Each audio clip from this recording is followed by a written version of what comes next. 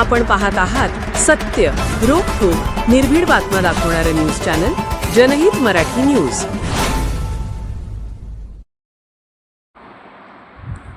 केज नगर पंचायतीच्या माध्यमातून 20 ते 25 वर्षापासूनचा अतिक्रमण धारकांचा प्रश्न लागणार मार्गी।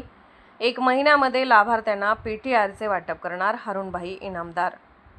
केज नगर पंचायत अंतर्गत अतिक्रमण धारकांना 500 स्क्वेअर फूट जागा नियमित करून दिलासा देण्यासाठी केज नगर पंचायतचे नगराध्यक्ष सौ सीताताई बनसोड यांच्या मार्गदर्शनाखाली व सर्व नगरसेवक यांच्या सहकार्याने खासदार रजनीताई पाटील, खासदार बजरंग बाप्पा सोनवणे, आमदार नमिताताई मुदंडा, ज्येष्ठ नेते रमेशराव आडसकर, ज्येष्ठ नेते अंकुशराव इंगळे यांच्या नेतृत्वाखाली केज नगर पंचायत अंतर्गत शहरातील क्रांतीनगर, वडारवस्ती, रमाईनगर येथील अतिक्रमण धारकांना हक्काचे घर देण्याचा निर्णय शासनाने केला। याची अंमलबजावणी केज नगर पंचायत अंतर्गत चालू आहे। लाभार्थ्यांना 1 महिन्यामध्ये पीटीआरचे वाटप करणार आहोत असे प्रसार माध्यमांशी बोलताना गटनेते हरुणभाई इनामदार यांनी स्पष्ट केले। पुढे बोलताना हरुणभाई इनामदार म्हणाले की केज शहरातील क्रांतीनगर, रमाईनगर, वडरवस्ती येथे गेल्या 20 ते 25 वर्षापासून शासनाच्या जागेवर अनेक गोरगरीब नागरिक हे अतिक्रमण करून राहत आहेत, परंतु त्यांच्या जागेचा व घरकुलाचा प्रश्न प्रलंबित होता। राज्याचे मुख्यमंत्री देवेंद्र फडणवीस साहेब, उपमुख्यमंत्री एकनाथरावजी शिंदे साहेब, आमच्या नेत्या तथा राज्याच्या उपमुख्यमंत्री सुनेत्राताई पवार, राज्याचे महसूल मंत्री यांनी आमच्या केजच्या गोरगरीब जनतेच्या घराचा कायमस्वरूपी प्रश्न मार्गी लावला आहे। त्याबद्दल मी सर्वांचे केज वासियांच्या वतीने आभार व्यक्त करत आहे। गेल्या 25 ते 20 वर्षापासून शहरातील मोठ्या प्रमाणात गरीब नागरिक हे घरकुलापासून वंचित राहिले होते। अशा गरिबांसाठी ही मोठी पर्वणी राज्य शासनाने दिल्यामुळे मी राज्याचे मुख्यमंत्री, दोन्ही उपमुख्यमंत्री व महसूल मंत्री या सर्वांचा ऋणी आहे। तर यापुढे हे असेच प्रेम आमच्यावर राहू द्या अशा भावना व्यक्त केल्या। क्रांतीनगर, रमाईनगर, वडरवस्ती यासह इतर भागात गोरगरीब नागरिक हे पत्र्याच्या शेडमध्ये या ठिकाणी वास्तव्यास आहेत। अशा सर्वांना पीटीआरला नोंद करून रमाई आवास योजनेमार्फत लवकरच घरकुलाचे वाटप करणार असल्याचेही हरुणभाई इनामदार यांनी जनतेस आश्वासित केले। आम्ही निवडणुकीच्या काळात दिलेल्या शब्दाला आज पूर्णत्वास नेत असल्याचे इनामदार यांनी स्पष्ट केले व यापुढेही अशी जनतेची सेवा करण्याची संधी मिळावी अशी अपेक्षा व्यक्त केली। यावेळी या भागातील नागरिकांनी समाधान व्यक्त करत गटनेते हरुणभाई इनामदार व नगराध्यक्षा सौ सीताताई बनसोड आणि सर्व नगरसेवक, नगरपंचायतीचे अधिकारी, कर्मचारी यांचे आभार मानले। आज केज शहरामध्ये केज नगर पंचायत अंतर्गत हे क्रांतीनगर भागामध्ये सर्वे चालू आहे। हा सर्वे नेमका कशाचा आणि कशासाठी करत आहात? आता केज शहरामध्ये सक्षम नगराध्यक्षा बनसोड मॅडम यांच्या मार्गदर्शनाखाली आणि सगळ्या नगरसेवकांच्या सहकार्यानं या केज शहराचा कारभार करीत असताना मग सगळे आमच्या वरिष्ठ रजनीताई पाटील साहेब असतील, या भागाच्या आमदार नमिताताई असतील, या भागाचे खासदार बजरंग बाप्पा सोनवणे असतील किंवा या अंकुशराव इंगळे असतील, हे ज्या बी लोकांच्या ह्याच्या सहकार्यानं आम्ही या ठिकाणी जे काम करीत आहोत, तर ते कामाचा एक भाग म्हणून या शहराचा 20 वर्षापासूनचा प्रश्न प्रलंबित होता आणि या 20 वर्षाच्या प्रलंबित प्रश्नाला जे लोक शासकीय जमिनीमध्ये अतिक्रमण करून राहिलेले होते, आज जे 2000 पासून ती लोक या ठिकाणी अतिक्रमण धारक आहेत आणि शासनानं ज्या ज्या वेळेस घरकुलं मंजूर केले, तर त्या घरकुलांच्या मंजूर झालेल्या लोकांना सर्वे करून त्यांचे अतिक्रमण नियमित करण्याचा शासनानं निर्णय घेतला। या महाराष्ट्र राज्यामध्ये आदरणीय मुख्यमंत्री देवेंद्रजी फडणवीस साहेब असतील, उपमुख्यमंत्री एकनाथजी शिंदे असतील, आमच्या नेत्या व महाराष्ट्राच्या उपमुख्यमंत्री सुनेत्राताई पवार असतील, यांच्या सक्षम नेतृत्वाखाली या भागाचे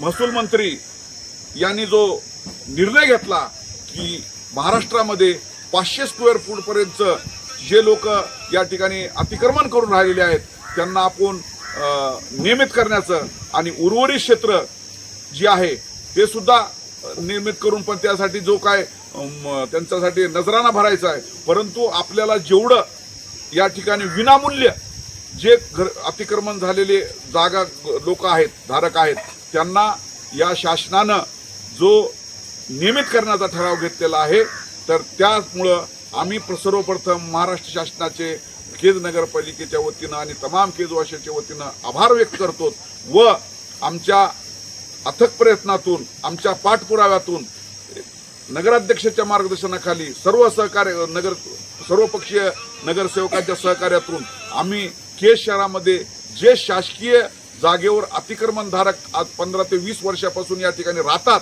तर त्यांना आपण ही शासनाची योजना त्यांच्या दारापर्यंत नेऊन त्यांना त्या योजनेचा लाभ देण्यासाठी व जे लोक घरकुलापासून वंचित होते शासकीय योजनेपासून वंचित होते त्यांना त्यांच्या दारापर्यंत लाभ निर्माण देणं आमची जिम्मेदारी आहे। आणि जनविकास परिवर्तन आघाडीच्या माध्यमातून ज्यावेळेस आम्ही नगरपालिका लढलो तर त्यावेळेस सुद्धा या सर्व अतिक्रमणधारकाला आम्ही आश्वासन दिलं होतं की तुमचे सगळे प्रश्न मार्गी लागून जातील। तर त्याचाच एक भाग म्हणून आज आम्ही आमची जिम्मेदारी समजून या ठिकाणी आपल्या भागातील शासकीय योजना लोकांच्या दारापर्यंत पोहोचविण्यासाठी आज या भागात राहणाऱ्या लोकांचा सर्वे करीत आहोत की किती दिवसापासून हे लोक इथं राहतात आणि त्यांचं क्षेत्र किती आहे।